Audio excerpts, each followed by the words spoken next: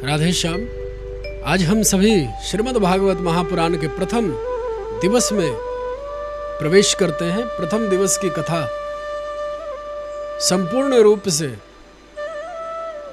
आप सभी आज श्रवण करेंगे। प्रथम दिवसीय कथा प्रारंभ होती है, जो कि 7 दिनों को उपरांत तक साप्ताहिक श्रीमद् भागवत महापुराण की यह दिव्य कथा चलेगी। तो आप सब इसका विशेष से विशेष लाभ लें।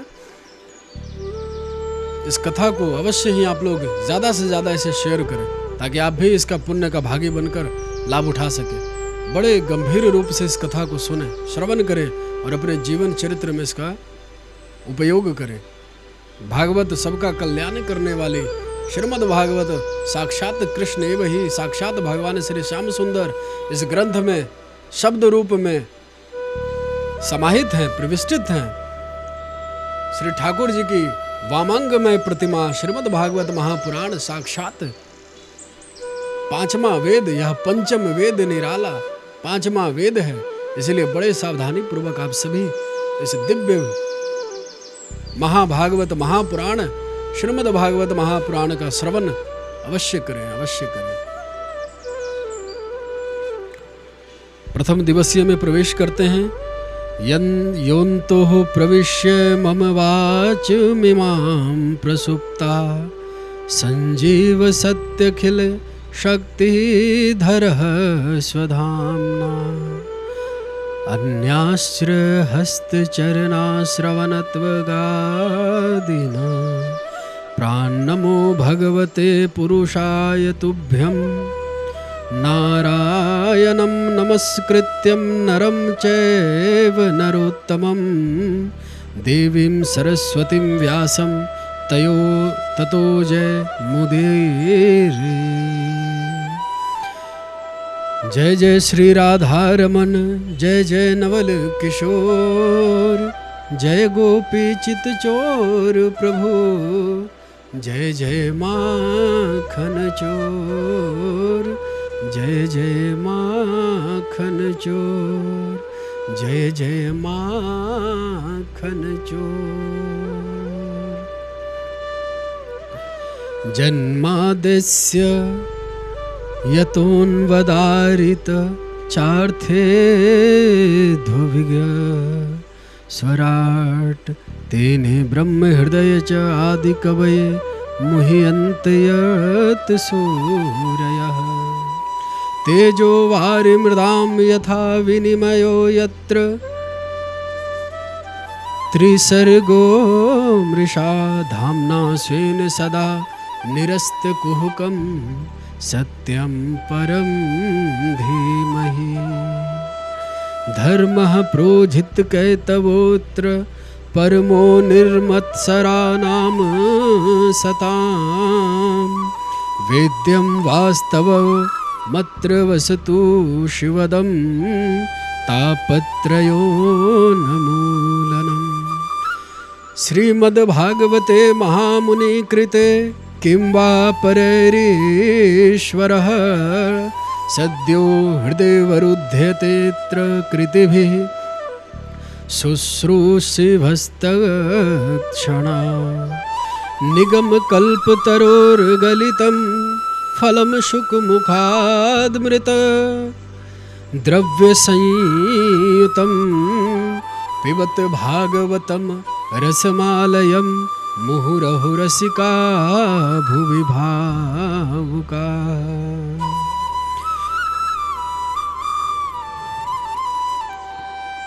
ब्रह्मानंदं परम सुखं वदं केवलं ज्ञानमूर्ति द्वदातीतं गंग संहृदितं तत्त्वसं दिव्यलक्षणम् एकं नित्यं विमलमच्चलं सर्वधिष्ठाक्षीभूतं भावातीतं त्रिगुणरहितं सद्गुरुं तं नमामि।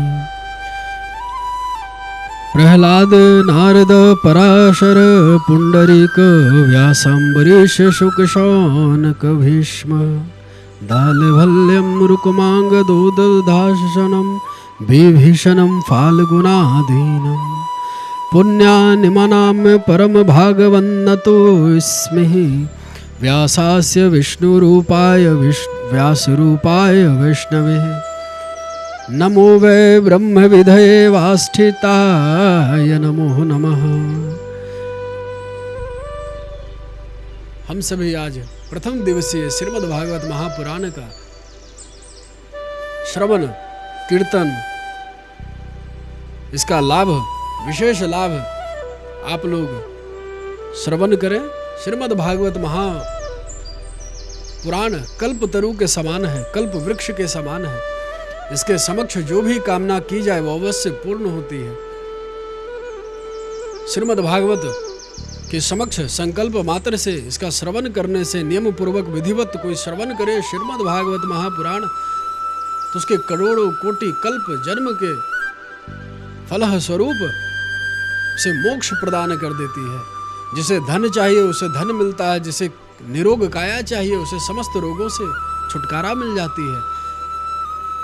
समस्त कामनाओं को पूर्ण करने में समर्थ श्रीमद् भागवत महापुराण, और जिसे इस श्रवण से, इस भागवत भगवान से कुछ नहीं चाहिए, उसे श्रीमद् भागवत महापुराण परम पद मोक्ष की प्राप्ति करा देती है। मोक्ष ऐसा श्रीमद् भागवत महापुराण है बंधु, इसका विशेष श्रवण करें, श्रवण करें। इस ग्रंथ को श्री वेदव्यास जी ने भागवतम कह के संबोधित किए हैं। श्री सुखदेव जी ने इस ग्रंथ को चक्र शाश्वत संहिता कहकर संबोधित किए, एवं श्री सूत जी महाराज उत्तम श्लोक चरितम कहकर इस श्रीमद् भागवत महापुराण को संबोधित किए हैं, और ऋषियों ने परमहंस संहिता कहकर सम्मानित किया गया। ऐसा श्रीमद् भागवत महापुराण है। तो आइए हम सभी उन परमहंसों की दिव्य संहिता में प्रवेश करते हैं एवं अपने जीवन को धन्य कृत्य करते हैं। भागवत का प्रथम श्लोक सभी मिलकर उच्चारण करेंगे। जिन्हें आते हैं और जिन्हें नहीं आते हैं वो केवल श्रवण करेंगे अपने नेत्र को बंद करके। सच्चिदानंद रूपाय विश्वोत्पत्त्यादिहेतवे तापत्रये विनाशाय श्री कृष्णाय वयं नुमः। यम प्रव्रजन्तुमनुपेतमपेत कृत्यं द्वयपायनो विरह कातराजुहाव पुत्रेति तन्मयतया तरवोऽभिनेन्दु त्वं सर्वभूत हृदयं मुनिमानतोऽस्मि। जो संपूर्ण जगत की उत्पत्ति और विनाश के कारण है एवं आध्यात्मिक, आदि दैविक, आदि भौतिक तीनों प्रकार के तापों का नाश करने वाले उन युगल सरकार श्री भगवान श्री कृष्ण को मैं नमस्कार करता हूँ। सारे संसार को ही ईश्वर का स्वरूप मानने वाले श्री जगत गुरु सुखदेव जी को मैं प्रणाम करता हूँ। सारे संसार गुरु वंदना का ही विधान है। जब तक हमारे जीवन में सद्गुरुदेव भगवान की कृपा होगी तब तक संसार रूपी सागर से हम सभी का पार होना सहज होगा। और जब श्री सद्गुरुदेव भगवान की जिस पर कृपा नहीं होती है वो संसार समुद्र से कभी भी उनका पार पाना कठिन है, असंभव है। श्री तुलसीदास जी अपने काव्यों में लिखते हैं, बिन गुरु भव निधि तरे न कोई, जो बिरंच शंकर सम होई। बंदौ गुरु पद पद्म परागा, सुरुचि सुवास सुरस अनुरागा। बिना सद्गुरुदेव भगवान के जीव का कल्याण, उद्धार होना असंभव है। वह भव सागर समुद्र से नहीं तर सकता। श्री सूत जी सौनकाजी से निवेदन करते हैं कि महाराज आप हमें ऐसा शाश्वत साधन बताएं जिससे समस्त जीव का अधिक से अधिक कल्याणकारी हो एवं भक्ति और एवं ज्ञान से प्राप्त होने वाले इस महान विवेक की वृद्धि किस प्रकार होती है एवं संसारी जीव किस प्रकार इस माया मोह से पीछा छुड़ा सकते हैं। ऐसा कोई प्रयोजन, ऐसा कुछ उपाय बताएं। भक्ति ज्ञान विरागप्तो विवेको वर्धते महान, माया मोह निराश्रश्च वैष्णवः क्रियते कथम।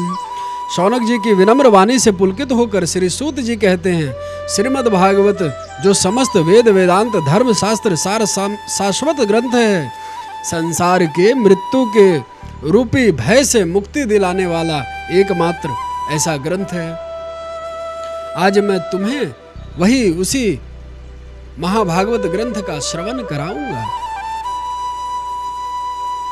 इस महिमा अनंत है, एक दृष्टांत देता हूँ समझो इसे। जिस समय श्री सुखदेव जी गंगा के पवित्र वट छाया के नीचे परीक्षित जी को कथा सुना रहे थे, उसी समय देवता अमृत का कलश लेकर उस क्षेत्र में, उस कथा क्षेत्र में पधारे। सुधा कुंभ गृह तत्व देवा सत्रत्र समागमन, शुकम नत्वा वदन सर्वे स्वकार्य कुशला सुराः। सारे देव वृंद आकर श्री सुखदेव जी को प्रणाम की और अमृत कलश सामने रख दिए। सुखदेव जी पूछते हैं, हे देवताओं, यह पात्र में क्या है, यह क्या है? तुम लोग का यहाँ अकस्मात आगमन का क्या प्रयोजन है, हमसे कहो। तब देवताओं के राजा इंद्र कहते हैं, हे सुखदेव भगवान, हे महामुनि, हम यह पात्र में अमृत कलश लेकर आए हैं। इस राजा परीक्षित जी को इस मृत्यु के जो 7वें दिन जो शाप लगा है कि तक्षक नाम का सर्प इन्हें डस लेगा, 7वें दिन ये अमृत कलश आप श्री परीक्षित जी को आप पान करा दें एवं हमें कथा पान करा दें, हमें अमृत कथा श्रीमद् भागवत कथा पान हमें करा दें और परीक्षित जी को यह अमृत का पान करा दें ताकि उनका जीवन सुरक्षित हो जाएगा। अगर तक्षक सर्प उन्हें डस भी लेगा तो भी कोई प्रभाव निष्फल होगा, क्योंकि उन्होंने अमृत का पान कर लिए। और ये कथा अमृत आप मुझे सुना दीजिए। ये शब्द सुनते ही सुखदेव जी को बड़ा आश्चर्य लगा कि देवता लोग इतने परमार्थी कब से हो गए हैं, जरूर कुछ गड़बड़ है। इस प्रकार जब वो सुने तो देवताओं से पूछने लगे श्री सुखदेव जी कि तुम्हारे मन की बात तो हमें पहले ही समझ आ चुकी थी कि देवता तो इतने परमार्थी नहीं हो सकते, वो अवश्य ही किसी स्वार्थ के कारण यहाँ आप पधारे हैं। तो हे देवताओं सुनो, तुम सभी भगवान श्री कृष्ण के इस श्रीमद् भागवत महापुराण ग्रंथ का कथा श्रवण के अधिकारी बिल्कुल भी नहीं हो, और अगर तुम ये अमृत कलश नहीं लेकर आते तो हो सके मैं तुम्हें यह भागवत महापुराण तुम्हें श्रवण करा भी देता, लेकिन तुम लोगों ने भगवान के इस दिव्य वामांगमय प्रतिमा श्रीमद् भागवत महापुराण की तुलना इस साधारण अमृत से कर कर तुम लोगों ने बिल्कुल भी ठीक नहीं किया है। कहाँ श्रीमद् भागवत कथा अमृत और कहाँ ये साधारण सा अमृत। ये तो केवल शरीर को ही अमर कर सकता है, वो भी कुछ लंबे समय के लिए। मरना तब भी है, अमृत पीने के बाद भी देवता भी शरीर को छोड़ते हैं, लंबे समय के लिए अमर हो जाते हैं, लेकिन शरीर को तो छोड़ना तब भी पड़ेगा। लेकिन श्रीमद् भागवत महापुराण, श्रीमद् भागवत जैसे अमृत का जो जीव पान कर ले उसका तो जन्म जन्मांतर तक का कल्याण हो जाता है बंधुओं। ऐसा श्रीमद् भागवत महापुराण प्रभु का है। तो देवताओं की चालाकी को समझकर श्री सुखदेव जी मुस्कुराकर उन देवताओं को वहां से विदा कर दिए और कहने लगे कि तुम सभी देवता यहाँ से चले जाओ। फटकारते हुए उन देवताओं को वहां से हटा दिए। अब भक्तानां ताश्रम विज्ञायन ददोसम कथामृतम श्रीमद्भागवती वार्ता सुरानाम अपि दुर्लभा। श्री सूत जी कहते हैं, हे ऋषियों, ये वो देव दुर्लभ कथा है जिसके लिए देवता तरस गए, अमृत लेकर वापस लौटना पड़ा। ऐसा कथा हम आप लोगों को उपलब्ध है। आइए, इसलिए हम सब बड़े भाग्यशाली हैं बंधुओं, ऋषियों। इसलिए पृथ्वी के अतिरिक्त ब्रह्मांड में कहीं चलें जाएं नहीं मिलने वाली है इस प्रकार का यह दिव्य अमृत कथा। स्वर्गे सत्ये च कैलासे वैकुंठे नास्तस्यं रसः अतः पिबन्तु सद्भाग्या मामुच्चन कहर्चितः। स्वर्गलोक सत्यलोक की बात छोड़ो, वैकुंठे अति अयम रसः नास्ति, वैकुंठ में भी यह रस नहीं है। स्वर्ग और अपवर्ग की बात क्या करते हो, वैकुंठ में भी यह श्रीमद् भागवत महापुराण का रस प्रवाहित नहीं होता, ऐसा दिव्य रस है। हमारे श्री राम जी अवध वासियों को साथ लेकर अपने धाम साकेत लोग जाने लगे। सारा नगर चलने को तैयार हो गया, परंतु श्री हनुमान जी हाथ जोड़कर दूर खड़े हो गए। राम जी ने कहा, हनुमान तुम तो हमारे सबसे प्रिय भक्त हो, तुम दूर कैसे खड़े हो, चलो हमारे साथ। हनुमान जी बोले, भगवान एक बात पूछना चाहता हूँ आपसे, क्या आपके उस दिव्य धाम में, उस दिव्य साकेत लोक में आपकी कथा को सुनने के लिए मिलेगी? राम जी कहें, अरे भाई वहाँ कथावाचक तो नहीं मिलेंगे और कथा वहाँ भी नहीं है, लेकिन हम तो मिलेंगे, वहाँ तुम हमारे साथ रहोगे। तब श्री हनुमान जी महाराज कहते लगे, हे प्रभु आप तो नित्य हमारे हृदय में ही स्थित रहते हैं।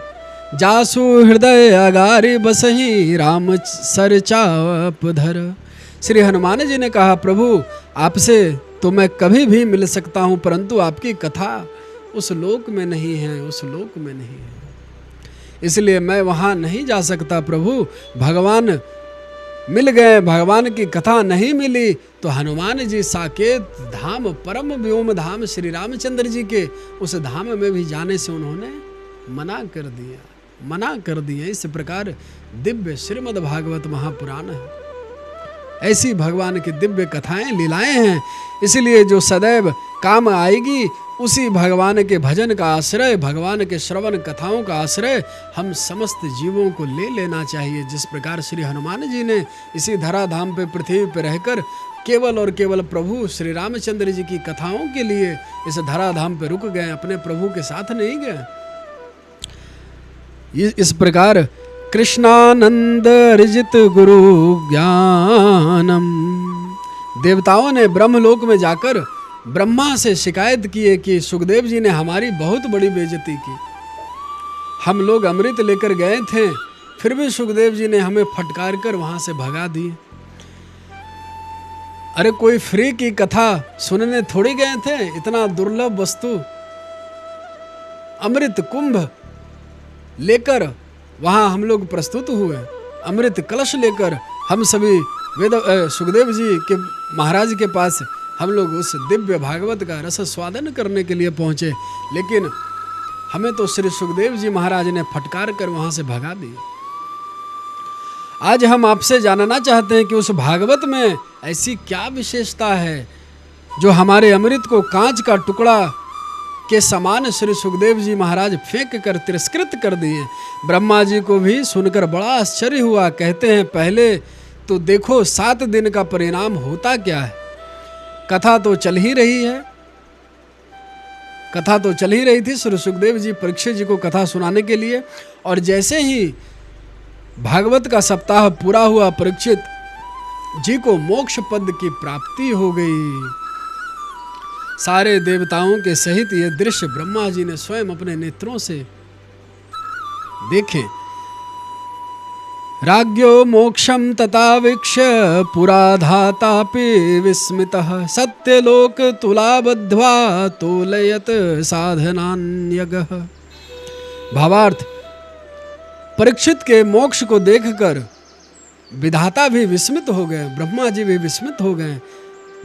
अब परीक्षा लेना चाहते हैं ब्रह्मा जी। तुरंत सत्यलोक से तराजू मंगवाए, एक तरफ श्रीमद् भागवत महापुराण को रखवाएं, दूसरी तरफ सारे पुराण उपनिषद वेद वेदांत आदि रख दिए। परंतु होता क्या है, भागवत महापुराण तिल मात्र भी नहीं हिला, उन्हें झुका नहीं पाई। अनंत वेद वेदांत स्मृतियां पुराण ये है इस ग्रंथ की गरिमा महिमा बंधु। ऐसा श्रीमद् भागवत महापुराण।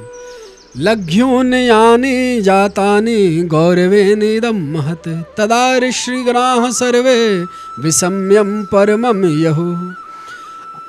हम आप भी इसकी गरिमा को, हम सभी मिलकर इस महापुराण की गरिमा को समझते हैं। आखिर देवताओं का अमृत कांच के बराबर और भागवतामृत करोड़ों मणियों के समान कैसे हो गई। स्वर्ग के अमृत की विशेषता क्या है? देखो भाई, जो इस अमृत को, साधारण से अमृत को पीता है वो अमर हो जाता है। और पीता कौन है? जो इस मृत्यु लोक में पुण्यात्मा शरीर छोड़कर जाते हैं, उन्हीं को यह अमृत प्राप्त होता है। यदि कोई नरकगामी जीव इस अमृत को पीना चाहे तो उस अमृत का अधिकारी, वह नरक पातकी जीव उस अमृत का अधिकारी नहीं है। केवल स्वर्गगामी जो पुण्यों के द्वारा एकत्रित जीव, पुण्यात्मा जीव जो होता है, उसी को वह अमृत पिलाई जाती है स्वर्ग में। अब भगवतामृत को समझे, ये सभी को सुलभ है। पापात्मा हो, दुराचारी हो, दुरात्मा हो, महात्मा हो, संत हो, भगवंत हो, भक्त हो, कोई भी आत्मा सभी को सुलभ है। समभाव से, एक जैसे भाव से श्रीमद् भागवत महापुराण सबके लिए सुलभ है, सबके लिए सुलभ है। स्वर्ग सुधामृत जो होती है, स्वर्ग में जो अमृत मिलती है, एक और विशेषता, जो पीता है उसके गले में एक माला डाल दी जाती है। स्वर्ग में जो अमृत पान करते हैं उसके गले में एक माला पहना दी जाती है, गले में एक माला को डाल दी जाती है। जब तक तुम्हारे पुण्य रहेंगे तब तक यह माला हरी भरी रहेगी। जैसे ही इस जीव का, उस पुण्यात्मा जीव का स्वर्ग में पुण्य जैसे ही क्षीण होते हैं, पुण्य खत्म होते हैं, नष्ट होते हैं, तभी से वो माला सूखने लगती है। जैसे ही संपूर्ण माला सूख जाती है, तब वहाँ से आपको धक्का मारकर नीचे गिरा दिया जाता है। इसी मृत्यु लोक में छिन्नम पुण्यम मृत लोके विशंति। हरि कथा मृत की विशेषता क्या है? स्वर्ग सुधामृत पीने वालों का सुकृत समाप्त होता है तो उसे मृत्यु भुवन में पुनः लौट कर आना पड़ता है। लेकिन हरि कथा, भागवत कथा का रसपान करने वाले समस्त पाप नष्ट हो जाते हैं और देह त्याग के बाद परम धाम के अधिकारी हो जाते हैं। भगवान के लोक की प्राप्ति एवं भगवान को ही प्राप्त कर लेते हैं। ऐसा श्रीमद् भागवत महापुराण है। हरि कथामृत शोक मोह भय को समाप्त करता है और स्वर्ग सुधामृत शोक मोह भय प्रदान करता है। नष्ट होने की उस अमृत की, अपने पुण्य की नष्ट होने की भय सदा बनी रहती है। स्वर्ग सुधामृत की एक और विशेषता सुनिए, यह सीमित है। एक ही कलश निकला था समुद्र मंथन से और सीमित होने के कारण बेचारों को कंजूसी से काम चलाना पड़ता है। एक एक बूंद बेचारों को पीनी पड़ती है, कहीं समाप्त ना हो जाए। इसलिए पीते पिलाते कुछ भी नहीं, बस कई बार जीवों को सूंघ कर, उसे सूंघा देने पे भी अमर हो जाते हैं। सूंघ कर ही काम चलाना पड़ता है। लेकिन हरि कथा में कोई कंजूसी, कोई अभाव नहीं है कथाओं का। हरि अनंत हरि कथा अनंता, कहे सुनहि बहु विधि सब संता। चरितम रघुनाथस्य शतकोटि प्रवेस्तरम, एकैक्षरम पुंसा महापातक नाशनम। हरि नाम की जो कथा है उसकी कभी कोई समाप्ति नहीं। हरि अनंत हरि कथा अनंता, हरि अनंत एवं हरि के कथा अनंत हैं। इसी पे एक कंजूस की कथा आपको हम बताने जा रहे हैं। एक गांव में 3 महाकंजूस रहते थे। तीनों मित्र थे। तीनों एक दिन आपस में मीटिंग किए। गांव के लोग में बहुत बड़ा कंजूस कहते हैं, चलो आज कुछ खर्च करके हम भी दिखा दें अपना तजुर्बा। अब तीनों बाजार गए और 250-250 ग्राम घी खरीद कर सीना ताने अपने अपने घर को चले आए। 6 महीने बाद फिर तीनों की भेंट हुई। कहो भाई, घी का क्या हाल है? किसने कितना खर्च किया? कौन कितना बड़ा कंजूस है? हम लोगों को ये शर्त लगी थी घी के अनुसार कि पहले किसकी घी समाप्त होती है।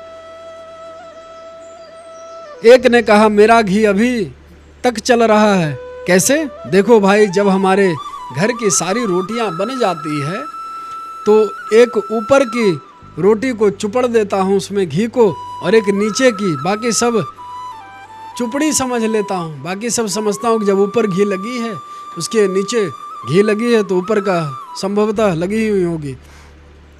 दूसरा बोला, हे भगवान, इतना खर्च? अच्छा तू बता, तू कैसे खर्च करता है घी को? उसने कहा, देखो भाई, जब मेरे घर की रोटियां बन जाती है तो एक सलाई घी में डुबाकर रोटी में चुभा देता हूं और प्रेम से रोटी को पाल लेता हूं।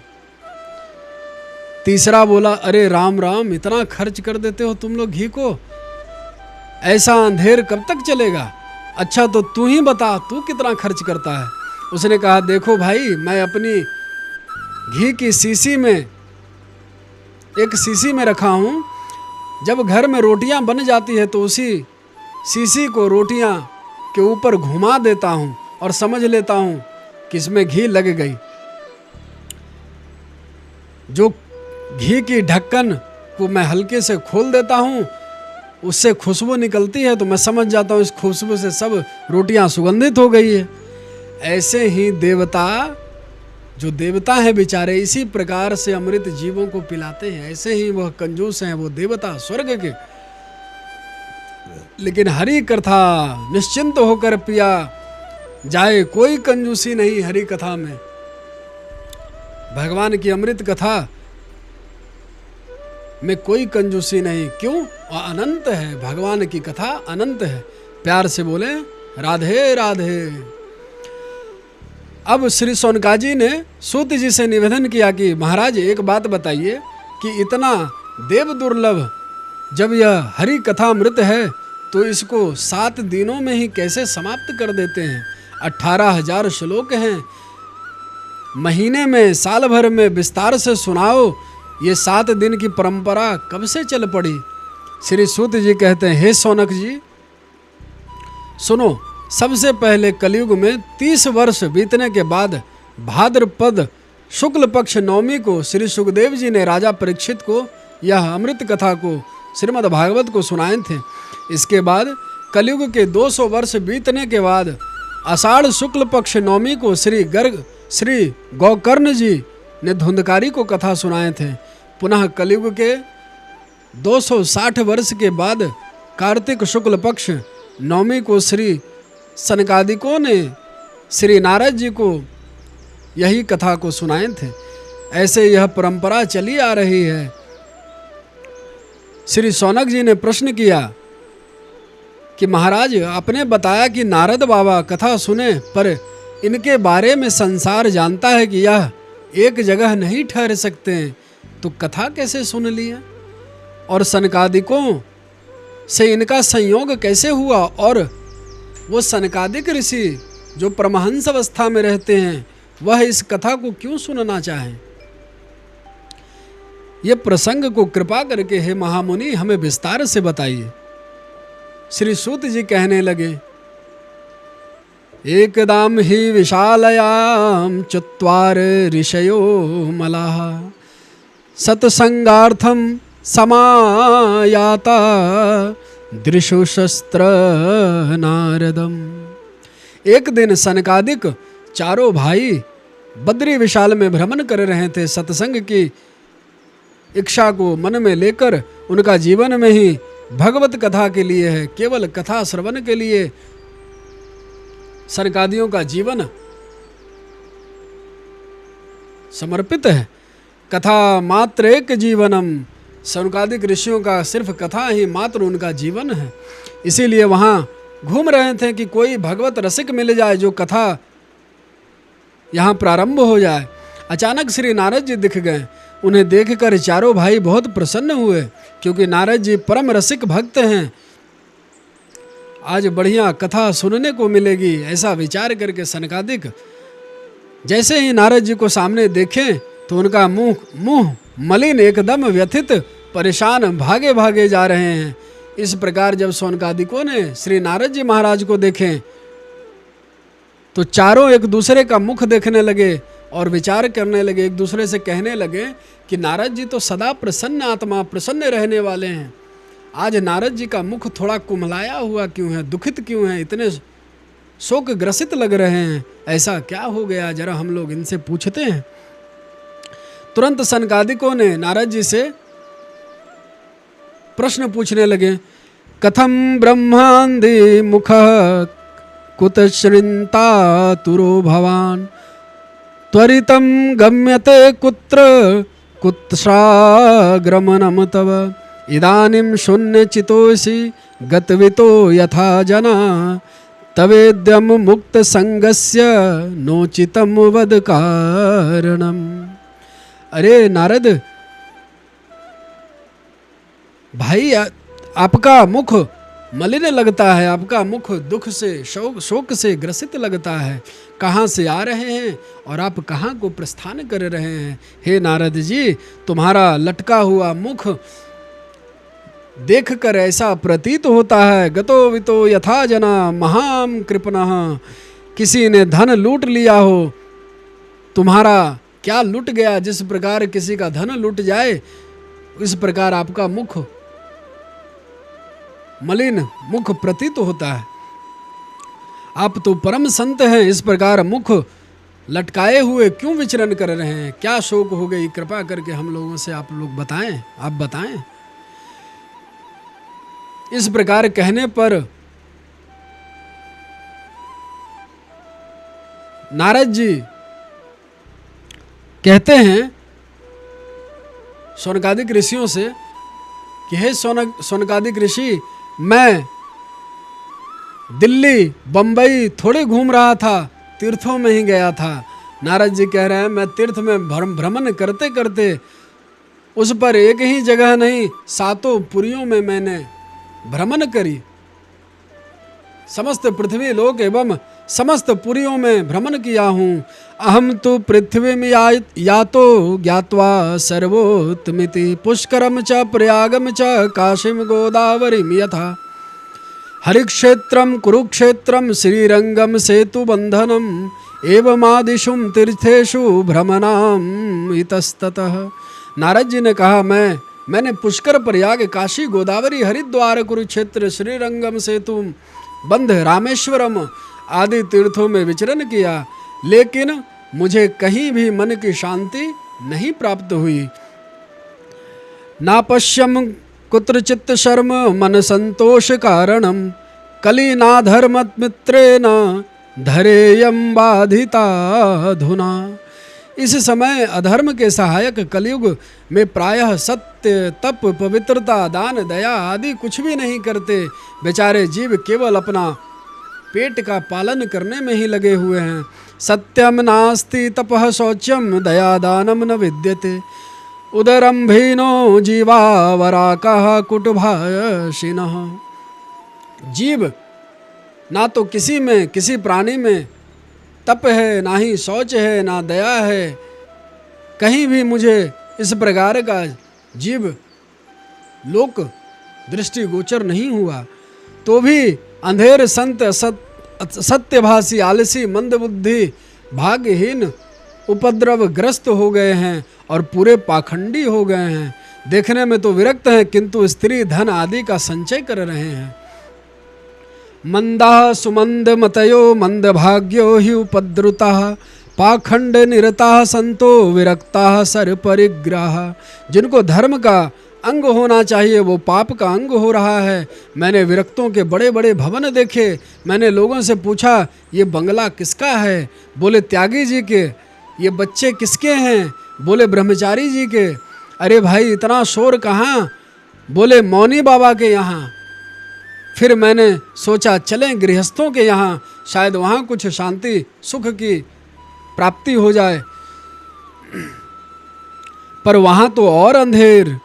तरुणी प्रभुता गेहे शयाल को बुद्धिदायक कन्या विक्रयणो लोभा दंपतीनाम च कल्याणम। मैंने देखा कि देवी जी के हाथ में जब तक तिजोरी की चाबी नहीं पड़ती तभी तक सास ससुर की सेवा, और जहाँ अधिकार मिला तो तुरंत पति देव के कान फूंकना शुरू कर देती हैं। अब हमसे इन बूढ़े लोगों की सेवा नहीं हो सकती, तुम मेरे साथ रहना है या बुढ़े बुढ़ी के साथ निर्णय कर लो। बेटा भी ऐसे ही स्त्री गुलाम के अधीन हो, माँ बाप को अकेले छोड़कर पत्नी को लेकर खुश। माँ बाप मरते हैं तो मरे, कोई मतलब नहीं किसी को। इस प्रकार का यह गृहस्थ होता जा रहा। यदि किसी बात का परामर्श लेना हो तो ससुराल से साले साहब को बुला लिया जाता है, वो जो कहेंगे वही होगा। अपने भ्राता, अपने अनुज, अपने निज भाई का संग नहीं किया जाता। शयाल को बुद्धिदायक। संबंधों की ये स्थिति होती जा रही है कि लोग बेटी बेटाओं की सौदेबाजी करने लगे हैं। संपत्ति के आधार पर संबंध हो रहे हैं। दाम्पत्य जीवन में कलह मचा हुआ है महाराज। नई सदी में मिल रही है इस प्रकार की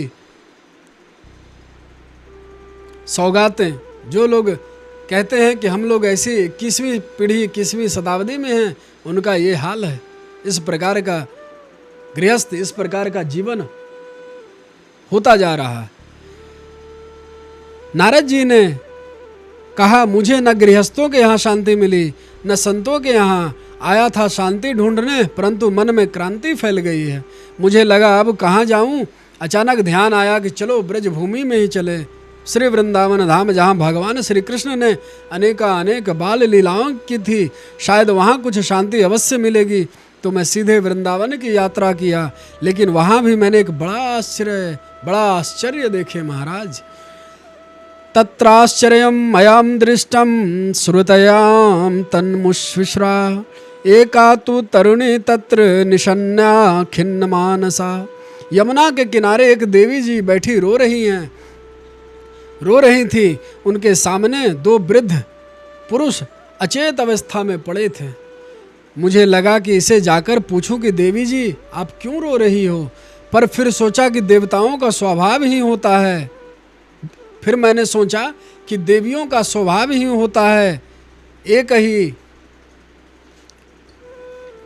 क्षण में रोने लगना, एक ही क्षण में हंसने लगना।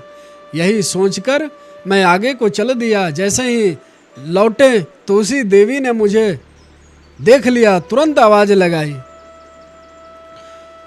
भो भो साधु क्षणम तिष्ठ मच्चिंतामपि नाशय, दर्शनम तब लोकस्य सर्वथा गहरम परम। अरे महाराज जी, हे महामुनि, हे संत जी, रुकिए रुकिए, कहाँ भागे चले जा रहे हैं महात्मन। आप जैसे संतों के दर्शन ही बड़े पुण्य प्रताप से होते हैं। यदा भाजम भुवे दुर् भवतो दर्शनम तदा। तब तो नारद जी दौड़कर उस देवी के पास आ गए और पूछते हैं, हे देवी आप कौन हैं, क्यों रो रही हैं, अपने दुख का कृपा करके हमें कारण बताइए। नारद जी के पूछने पर उस देवी ने जवाब दिया, अहम भक्ति रीति ख्यात इमौ में तनयो मतो, ज्ञान वैराग्य नामानो काल योगे न जर्जरी। हे महात्मा, मेरा नाम भक्ति है और ये दोनों जो मेरे सामने लेटे हैं वो मेरे बच्चे ज्ञान और वैराग्य हैं। मैं द्रविड़ देश में उत्पन्न हुई, कर्नाटक में बढ़ी, कहीं कहीं महाराष्ट्र में सम्मानित भी हुई, किंतु जब मैं गुजरात पहुंची तो वहां मुझको बुढ़ापे ने घेर लिया। उत्पन्ना द्रविड़े सहम विध्रम कर्नाटके गता, क्वचिन क्वचिन महाराष्ट्रे गुर्जरे जीर्णांतमाम गतः। इतना सुनकर नारद जी ने अपनी फटी नेत्रों से देखने लगे, हे भगवान, 20 वर्ष की माता, 90 वर्ष के बेटा, ये जीवन में हमने पहला आश्चर्य ऐसा देखा है। उन्होंने पूछे, हे देवी तुम्हारे बच्चे इतने बूढ़े कैसे हो गए। फिर उसने जवाब दिया, हे महाराज जी, हे महामुनि, यही तो समय का खेल है। कलयुग के पाखंडियों के कारण हमारे बच्चों की ये हालत हुई है। जब से मैं वृंदावन आई तब से मैं तो जवान हो चुकी हूँ, परंतु मेरे बच्चे ज्ञान और वैराग्य ये बूढ़े हो गए हैं। अगर मेरे बच्चे बड़े युवान नहीं हुए, अगर इसी प्रकार का हालत रही तो मैं भक्ति यह भारत भूमि भारत क्षेत्र छोड़कर विदेश को चली जाऊंगी। इदम स्थानम परित्यज्य विदेशम गम्यते मया। भक्ति महारानी की बात सुनकर नारद जी हाथ जोड़ लिए। अरे माता जी, मैं आपको पहचान लिया, आप भगवान की प्राण वल्लभा भक्ति महारानी है और ये साक्षात मूर्ति मन ज्ञान वैराग्य हैं। ओहो, समझ गया, वृंदावन भक्ति महारानी का तो साम्राज्य है। धन्यम वृंदावनम तेन भक्ति निर्तयति यत्र च।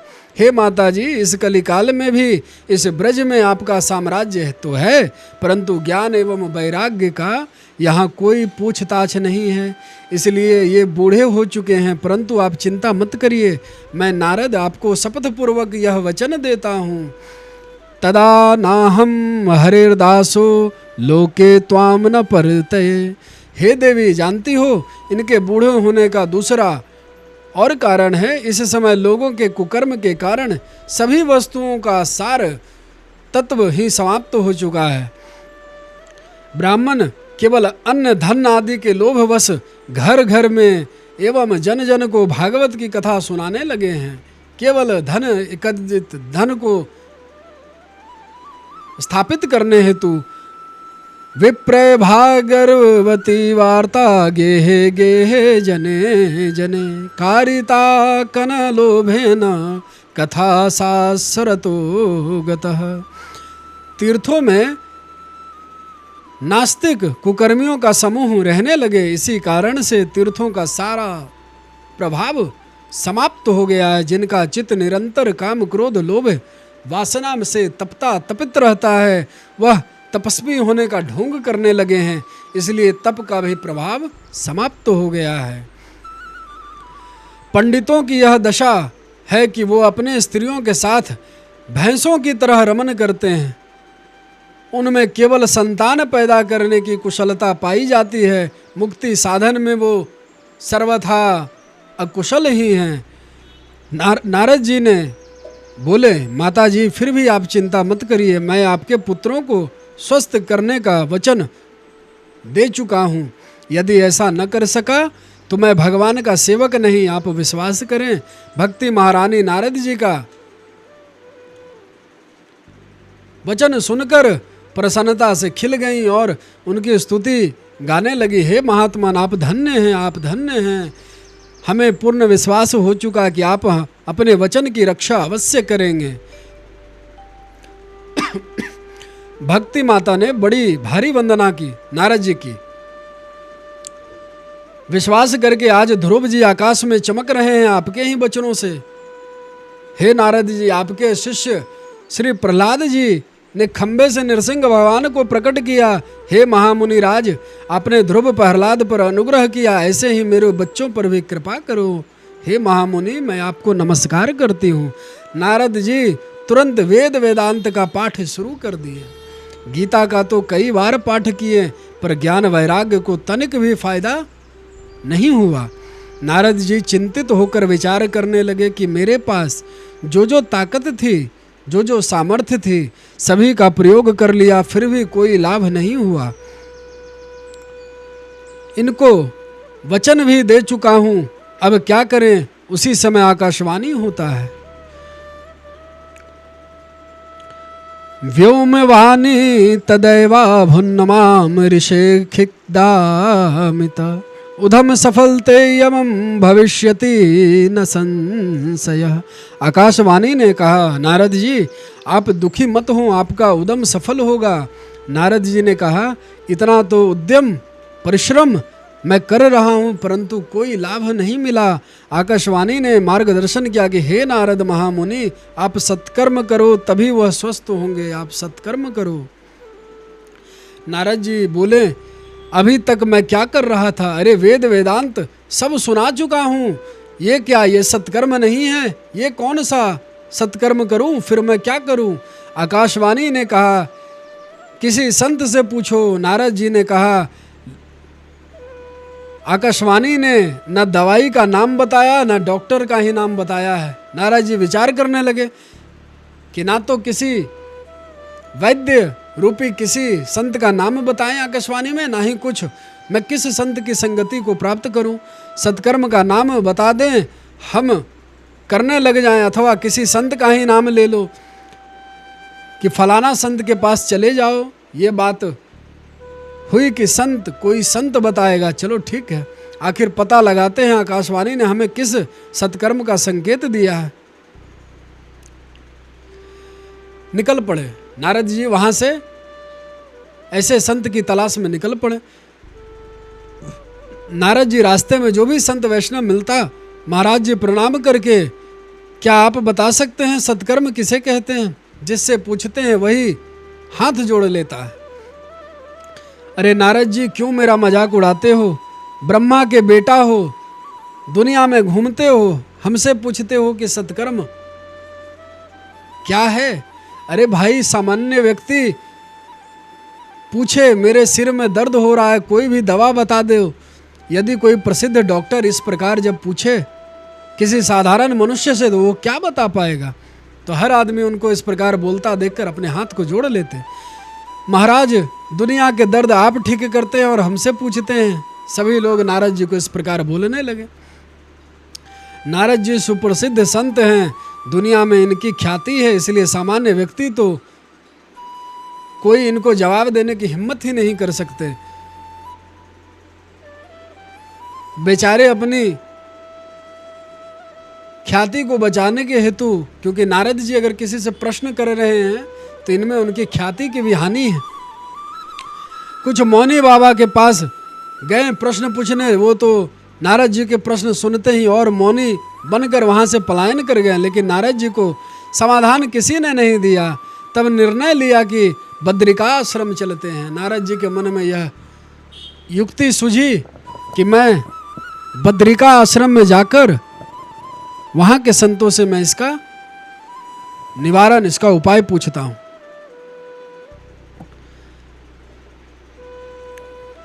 जहाँ भगवान नर नारायण नित्य निवास करते हैं, उन्हीं को खोजेंगे, उन्हीं से प्रश्न करेंगे। सनकादिकों से कहते हैं नारद जी की, हे सनकादिक, मैं उन्हीं नर नारायण को ढूंढ रहा था, तब तक आप चारों भाई मिल गए और आपने जो मेरी उदासी का कारण पूछा तो हमने विस्तार से आपको यह बात बता दिया। अब मैं आपसे ही प्रश्न करता हूँ कि मैं कौन सा उस भक्ति के जो पुत्र हैं ज्ञान और वैराग्य, उसको ठीक करने के लिए मैं कौन सा सत्कर्म करूं, क्या किया जाए? क्योंकि आप तो संत शिरोमणि हैं, कृपा करके आप चारों भाई महामुनि संत कृपा करके मुझे बतलाइए।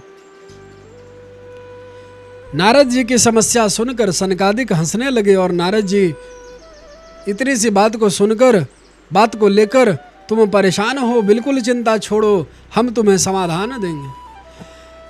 माँ चिंता कुरु देवर्षे हर्षे चित्त समावह उपाय सुख सामाध्योत्र वर्तते पूर्वये मही। नारद जी ने कहा, कौन सी उपाय है आपके पास हे महामुनि, हे सनकादिक ऋषि, कृपया करके वो सरल उपाय जो है मुझे बताइए।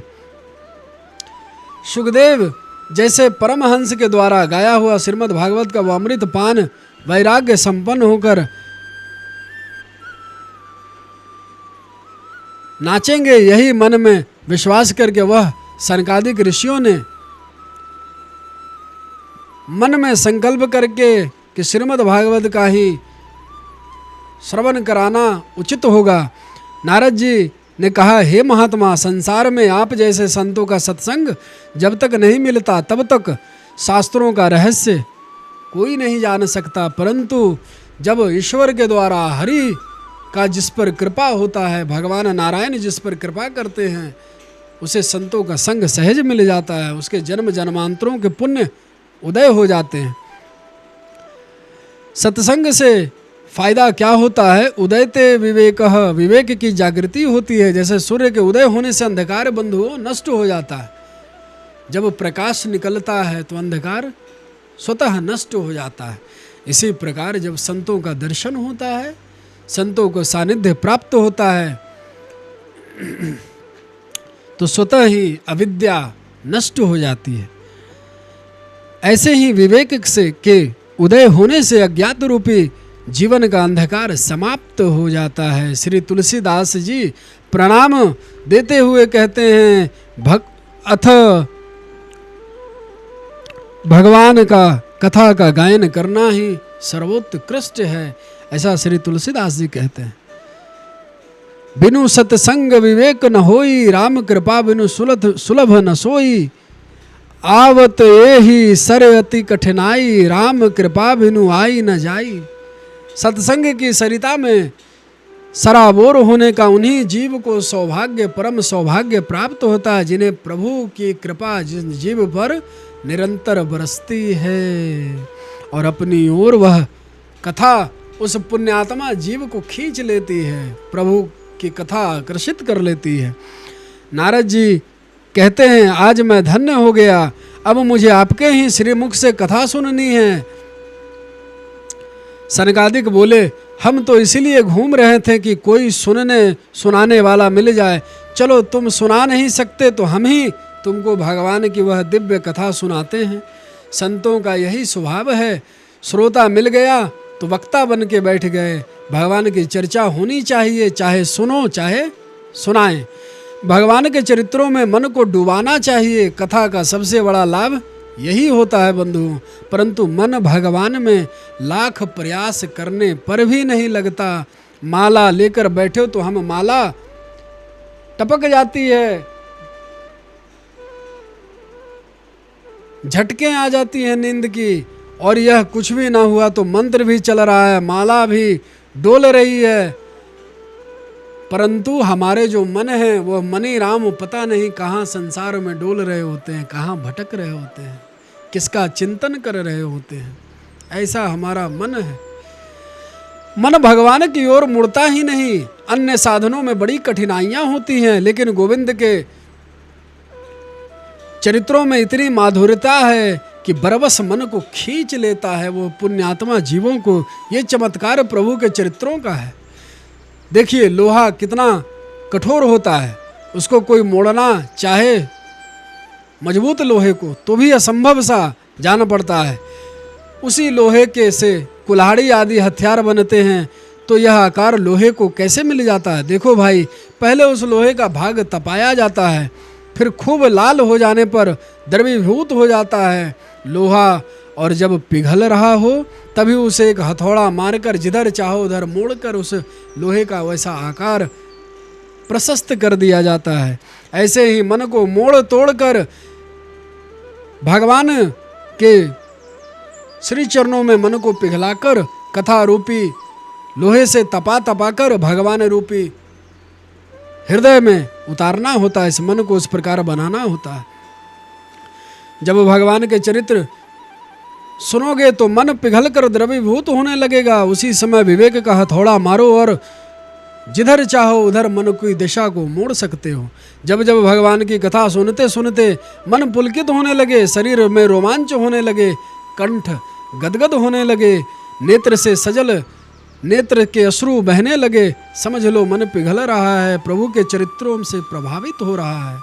तभी इस मन को समझाओ तुम लोग सब मिलकर कि अरे मूर्ख, अरे पापी, इस समय तो बड़ा गदगद हो रहा है, और जब भजन की बारी आती है तब क्यों भागता है? मन को भरपूर डांटो। अस प्रभु दीन बंधु हरि, कारण रहित दयाल।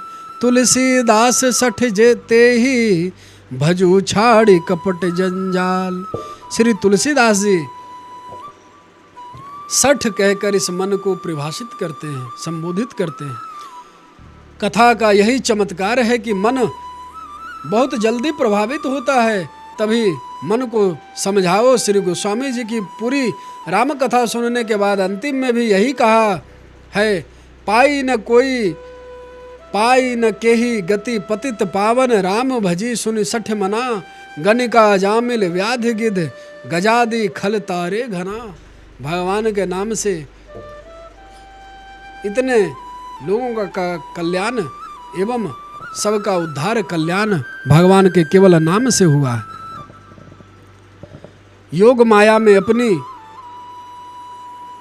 चित्त वृत्ति को रोकना इतना सामान्य नहीं है बंधुओं, बहुत कठिन कार्य है। इसलिए भगवान का ये चरित्र बड़ा ही सुंदर है। आप सभी भगवान के चरित्रों का विशेष श्रवण करें, कथाओं को विशेष श्रवण करें, जो बरबस मन को अपनी ओर खींच लेता है, ऐसा भगवान का दिव्य श्रवण दिव्य कीर्तन। सनकादिक कहते हैं कथा कहाँ होनी चाहिए, तो नारद जी कथा के लिए सुंदर स्थान का चयन करते हैं। गंगा द्वार समीपे तु तटमानंद नाकमम। नारद जी ने कहा गंगा के तट हरिद्वार में कथा होनी चाहिए। सनकादिकों के साथ नारद जी हरिद्वार में पधारे।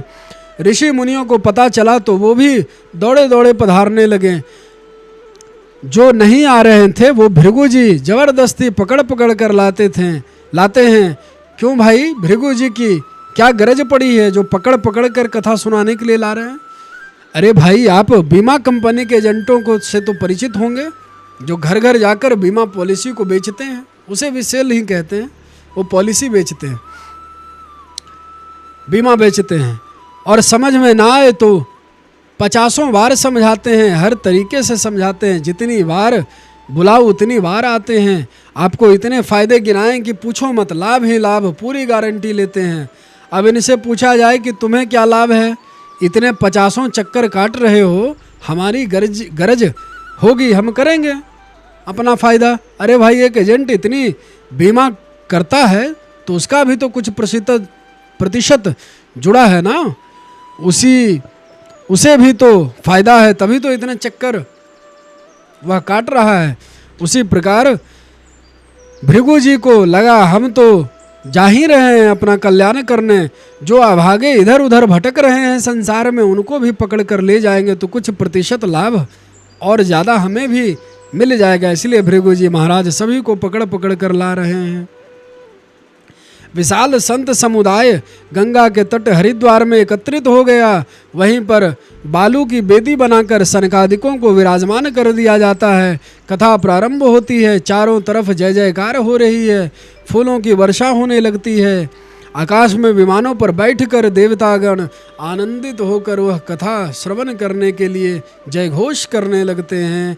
जय शब्दो नमः शब्दः शंख शब्दस्थ तैवच पूर्णलाजा प्रसूनानाम निपेक्षः सुम्हानुभूत। भगवान की कथा सदैव श्रवण करने योग्य है। दिन मुहूर्त की कोई आवश्यकता नहीं है, जब चाहो तब सुनो। इसके श्रवण से सदैव श्री हरि हृदय में निवास करते हैं। सदा सेव्य श्रीमद्भागवती कथा यस्याह श्रवण मात्रेण हरिश्चित्राम समाश्रयेत। बहुत से शास्त्रों को सुनने से कोई फायदा नहीं, केवल भ्रम पैदा होने लगता है। लेकिन मुक्ति प्रदान करने के लिए एकमात्र श्रीमद् भागवत ही सदैव गर्जना कर कर कह रही है। सदा सेव्य। हजारों अश्वमेघ यज्ञ, सैकड़ों वाजपेयी यज्ञ इस शुक शास्त्र की कथा का 16वां अंश की भी बराबरी नहीं कर सकता। फल की दृष्टि से श्रीमद् भागवत की समता गंगा, गया, काशी, पुष्कर या प्रयाग कोई भी तीर्थ नहीं कर सकता। न गंगाम न गया काशीम पुरस्करम न प्रयागकम। शुक शास्त्र कथायाश्र फलेन समताम नयेत। सनकादिक कहते हैं, हे ऋषियों, जो पुरुष निरंतर अर्थ सहित श्रीमद् भागवत शास्त्र का पारायण करता है उसके करोड़ों जन्मों के पाप नष्ट हो जाता है, इसमें कोई संदेह नहीं है। तो ऐसा श्रीमद् भागवत महापुराण है बंधुओं। यश्रम भागवतम शास्त्रम वाच्यदेष्ट्रम तोषिणम जन्म कोटि कृतम पापम नश्यते नात्र संशयः। जो मनुष्य इस श्रीमद् भागवत को स्वर्ण के सिंहासन पर रख कर ब्राह्मण को दान करता है, वह अवश्य ही भगवान का परम पुण्य प्रिय पूय होता है। उसके घर में कभी दारिद्रता प्रवेश नहीं कर सकती। हेम सिंह युतम चैत्य दोषनावाम ददाति च कृष्णेन सह सायुज्यम से पुमाल न लभते ध्रुवम। सनकादिक कहते हैं जो मानव का देह पाकर ऐसा लाभ नहीं लिया वो बहुत बड़ा अभागा है। ऐसे अभागियों को सनकादिकों ने भयंकर सठ कहकर सुनाया है। जन्म मात्रापि ये न सठेन किंचित चितम विधाय सुख शास्त्र कथा न पिता।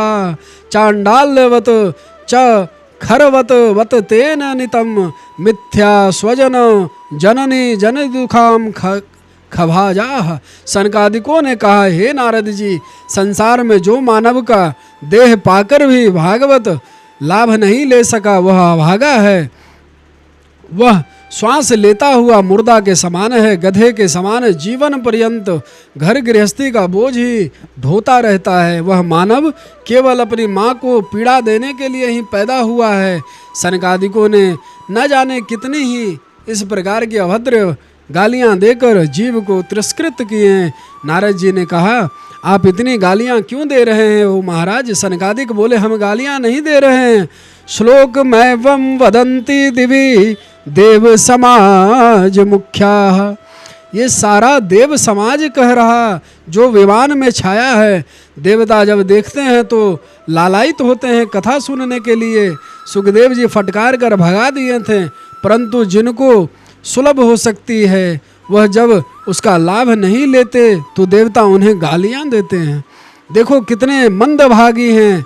पास में अमृत बह रहा है फिर भी वहाँ पहुंचकर कथा का, उस अमृत धारा का, उस प्रवाह का लाभ नहीं ले सकते। सनकादिक भागवत की महिमा गाए जा रहे। अचानक संकीर्तन की ध्वनि सुनाई देने लगी। तभी श्रोता चौकन्ने होकर खड़े होकर देखने लगे कि क्या दिखाई पड़ा। सुतो तो तरुणो गृहीत्वा प्रेमक रूपा सहा विरसाति। श्री कृष्ण गोविंद हरे मुरारी नाथेति नामानि मुहुर्दन्ति। अचानक श्री भक्ति महारानी अपने पुत्रों के सहित नृत्य करती श्रोताओं के बीच प्रकट हो जाती है। भागवत का महात्म्य सुनकर जन वैराग्य झूम उठे। उन्हें देखकर श्री नारद जी को बड़ा हर्ष हुआ। अब उन्हें विश्वास हो गया कि मेरे वचन की रक्षा अवश्य हो जाएगी जो मैंने भक्ति महारानी को दी थी। सभी महात्माओं ने भक्ति महारानी के साथ मिलकर संकीर्तन करते हुए झूमने लगे। उन दिव्य संकीर्तनों का रसपान करने लगे। श्री नारद जी ने भक्ति महारानी को प्रणाम किया और भक्ति महारानी ने सनकादिकों को प्रणाम किया और निवेदन किया कि हे महात्मन, आपके इस कथा के प्रभाव से हमारे पुत्र संपूर्ण रूप से स्वस्थ हो चुके हैं। मैं अब मैं बैठकर कथा सुनना चाहती हूँ, बताइए कहाँ पर बैठूँ? सनकादिक बोले, देवी ये जितने श्रोता बैठे हैं तुम इन सभी के हृदय में जाकर विराजमान हो जाओ, क्योंकि इनके हृदय में भक्ति का वास हो जाए फिर उस भक्त को भगवान के पीछे नहीं लगना पड़ता, भगवान ही उस भक्त के पीछे पीछे आते हैं। क्योंकि भक्ति महारानी भगवान की प्राण प्रिया हैं, भगवान भक्ति के दीवाने हैं। शुक्ल भुवने मध्य निर्धनास्ते अपि धन्या निवसति हृदय शेषाम श्री हरिर भक्ति रेका। हरिरपि निजलोकम सर्वथा तो विहार प्रविशति हृदय तेषाम भक्ति सूत्रोपनध्व। इस संसार में परम धन्य वही है जिसके हृदय भवन में भक्ति महारानी का निवास है। देखो भाई, माताओं को घर की साफ सफाई के मामले में अच्छी जानकारी रहती है। अतः आपके हृदय भवन में जितनी भी गंदगी होगी, भक्ति महारानी उसका सब मन की गंदगी को हटाकर उस जीव के, उस पातकी के मन को निर्मल स्वच्छ साफ कर देंगे। भगवान के रहने योग्य करके उस मन को चमका देंगे।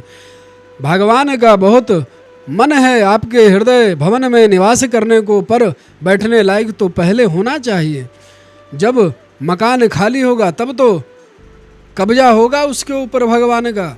जब भगवान देखते हैं कि भवन में काम, क्रोध, ईर्ष्या, कपट, लोभ, मद, मात्सर्य, वासना पहले से ही कब्जा किए हैं तो वो दूर से ही चले जाते हैं। और जिसके भवन में ये सारे भाग गए हों, भक्ति महारानी की अड्डा जमा लेती हैं, सारे विकारों को पोंछ झाड़कर चमका देती हैं। फिर उस जीव के हृदय क्षेत्र में प्रिया प्रीतम प्रत्यक्ष बैठ जाते हैं। उसी समय भगवान अपने साकेत धाम, अपने गोलोक धाम को, अपने वैकुंठ को छोड़कर उस जीव के हृदय में सदा को कैद हो जाते हैं। चाह कर भी भगवान निकलने वाले नहीं हैं। भगवान को यदि कोई बांध सकता है तो वह है उनकी भक्ति, प्रेम भक्ति।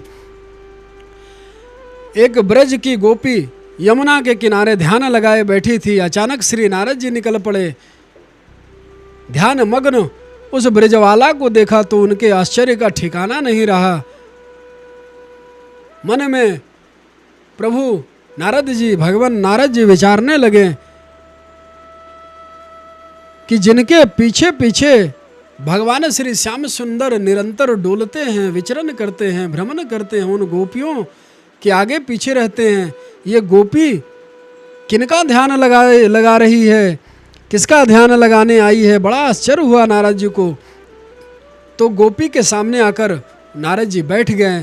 थोड़ी देर में उस गोपी के नेत्र खुले। नारद जी को देखते ही खड़ी हो गई। नारद जी ने कहा, हे देवी, क्या मैं पूछ सकता हूँ कि आप किसकी ध्यान लगाए बैठी हैं। भोली भाली उस बिचारी गोपी कहती हैं, क्या बताऊँ महाराज, हे नारद जी, मैं तो बड़ी आफत की मारी हो गई हूँ। मैं अपनी समस्या का समाधान ढूंढ रही हूँ, मैं किसी का ध्यान नहीं करती। नारद जी ने कहा, देवी क्या समस्या है, हमें बताओ तो। गोपी बोली, महाराज समाधान बताओ तो समस्या बताएं। नारद जी बोले कि हाँ, मैं समाधान जरूर बताऊंगा, पहले आप अपनी समस्या को तो पता चले। तब गोपी अपनी समस्या सुनाने लगी। हे महाराज, मेरी सबसे बड़ी समस्या यही है कि नंद नंदन श्री यशोदानंदन भगवान कृष्ण, वो टेढ़ी टांग वाला, वो मेरे चित्त से, मेरे हृदय से ऐसे चिपक के बैठ गया है कि उसके चक्कर में मैं घर का कोई काम काज ही नहीं कर पाती। मैं तो उसके चलते पागल सी हो गई हूँ, परेशान हो गई हूँ। रोज़ मुझे अपनी सास की गाली बात सुननी खानी पड़ती है। अब आज की तुम सुन लो महाराज। सवेरे मेरी सास ने कहा, बहू जा गाय दूह ले। मैं दोहनी उठाई और गाय दूहने गौशाला की ओर गई। जैसे ही गाय दूहने लगी वैसे ही वो नंद का छोरा आकर मेरे बगल में खड़ा हो गया और मुस्कुरा कर के बोला, भाभी सारा दूध लोगी, हमें नहीं पिलाएगी।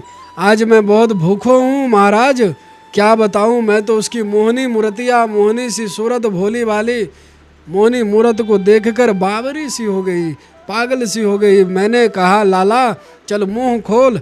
उसने अपना मुंह फाड़ लिया। मैं बर्तन की जगह सारा दूध उसी के मुंह में दूध दी। वो तो गटगट करता हुआ सारा दूध को ही पी गया। मैं बहुत प्रसन्न हो गई। इतने में मेरी सास चिल्लाती भई, मुझे गाली देती भई वहाँ आई, अरे बहू तुमने सारा दूध बर्बाद कर दिया। तब मुझे ध्यान आया कि दूध तो सारा धरती पर पड़ा है, वहाँ कोई नंद का छोरा नहीं, वो तो मेरे भाव जगत का भावनात्मक कृष्ण था जो मेरे भीतर से निकल नहीं रहा। जब भी एकांत मिलता है भगवान, हे नारद जी, वो तुरंत मेरे सामने खड़ा हो जाता है। मेरी सास 1000 गाली सुनानी पड़ती है रोज।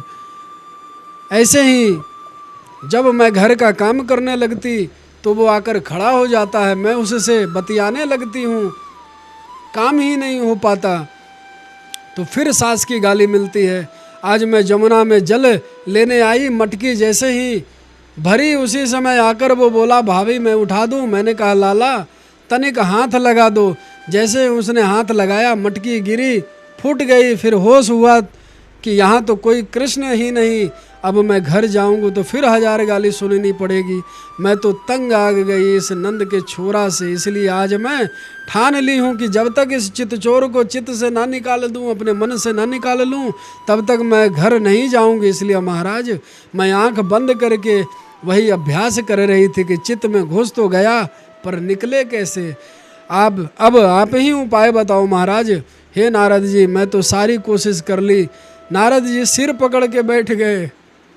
हे भगवान, ऐसा विपरीत योग करने वाला साधक मैंने पहली बार अपने जीवन इस दुनिया में देखा, जो मेरे से पूछती है कि महाराज मैंने घर